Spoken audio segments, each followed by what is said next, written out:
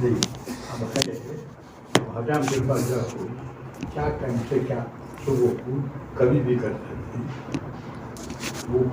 بے سوال آیا ہوا ہے، کیا اپنی سگی بہن کو زکوٰۃ دے سکتے ہیں؟ جی دے سکتے ہیں۔ اگر سگی بہن غریب ہے اور مستحق ہے تو باقاعدہ آپ دے سکتے ہیں۔ میں نے آپ کو ایک اصول بتایا، جن سے آپ پیدا ہوئے، جن کو ہم آبا و اجداد کہتے ہیں وہ، اور جو ہم سے پیدا ہوئے جن کو ہم اپنی نسل کہتے ہیں، اولاد، ان کو نہیں دے سکتے۔ ہم جن سے پیدا ہوئے، جو ہم سے پیدا ہوئے، ان کو نہیں دے سکتے۔ اس کے علاوہ جو دائیں بائیں ہیں ان سب کو آپ زکوٰۃ دے سکتے ہیں۔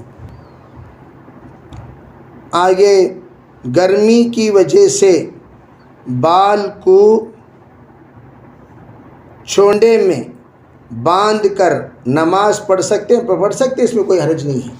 دیکھیں، چونڈا جو ہے یہ آ کر وہ چونڈا منع ہے جو چونڈا غیروں کے ہم شکل ہو۔ جیسے مثال کے طور پر سامنے سر کے اوپر کوہان کی طرح، اون کے جو کوہان ہوتے ہیں اوپر، اس طرح چونڈا باندھنا منع، یعنی سر کے تالو میں چونڈا باندھ لینا، جس طریقے سے سوامی وغیرہ باندھ کر چونڈا بناتے ہیں، اس طرح کا چونڈا مکروہ ہے۔ پیچھے جو گدی میں چونڈا باندھتے وہ چونڈا مکروہ نہیں ہے، وہ چونڈا منع نہیں ہے۔ جو شریعت میں منع چونڈا ہے وہ کون سا؟ جو تالو میں باندھ دیا جائے، جو اونٹ کی کوہان کی طرح سر کے اوپر یوں ہو جائے، اس چونڈے کو منع کیا گیا۔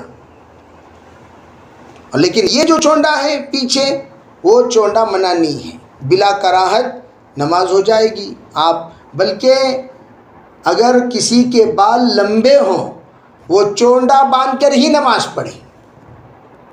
اگر بال لمبے ہیں، اوڑھنی کے نماز کی اوڑھنی کے نیچے بھی بال لٹک رہے ہیں، تو ایسے موقع پر ان لوگوں کو چاہیے کہ وہ چونڈا باندھ کر ہی نماز پڑھے۔ تو چونڈا باندھنے میں پیچھے گدی پر کوئی حرج نہیں ہے، سر کے اوپر چونڈا باندھنا یہ منع ہے۔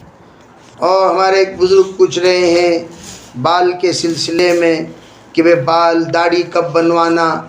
یہ مشق کے بعد داڑھی کبھی بھی بنوا سکتے ہیں، روزہ ہو یا غیر روزہ ہو، کوئی حرج نہیں ہے۔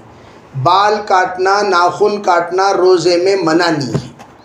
ہاں، جس وقت آپ عید کی تیاری کریں تو عید کی تیاری آپ کبھی بھی کر سکتے، اس میں کوئی حرج نہیں ہے۔ ہاں، البتہ آپ عید کی تیاری غیر شرعی تیاری نہ کریں، غیر شرعی تیاری نہ کریں۔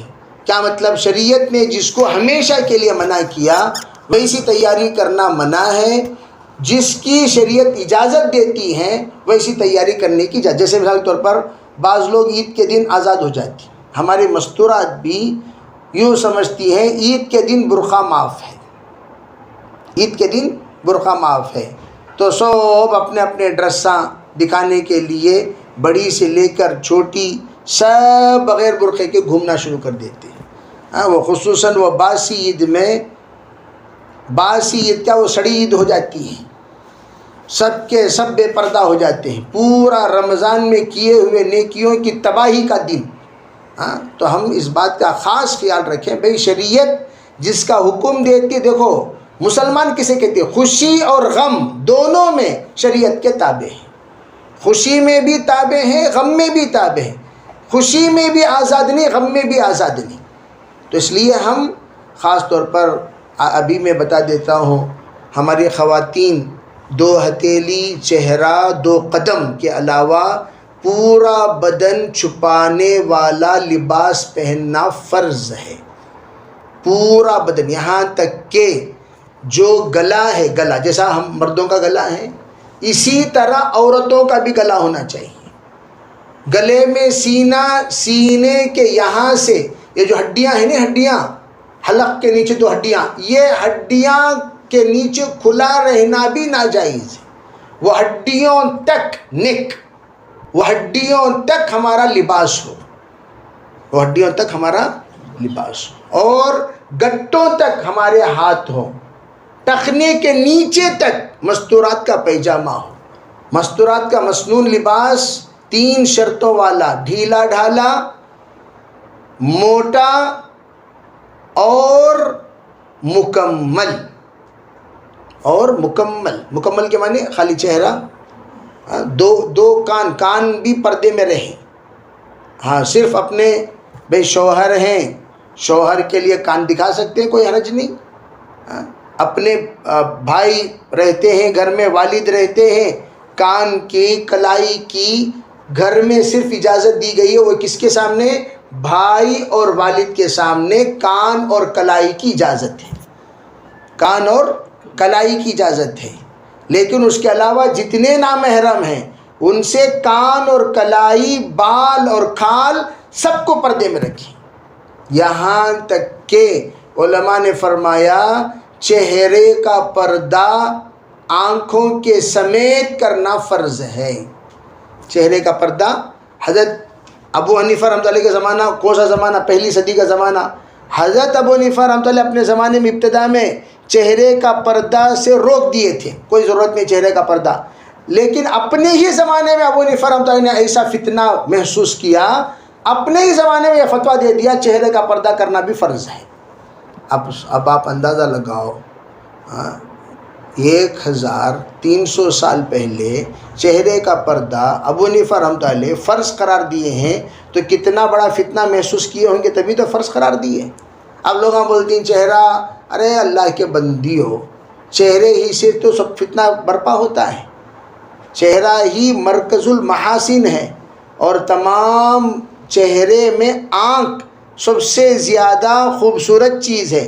اب ہم لوگ کیا کرتے ہیں, ڈاکوؤں کا برقع پہن لیتے, پورے آنکھیں دکھتی رہتی باہر, ڈاکوؤں کا برقع. ارے بھائی آپ کا جس طریقے سے مردوں کا آپ کو دیکھنا منع ہے, آپ کا مردوں کو دیکھنا بھی منع ہے, تو اس پر باریک جالی ڈال لینا چاہیے.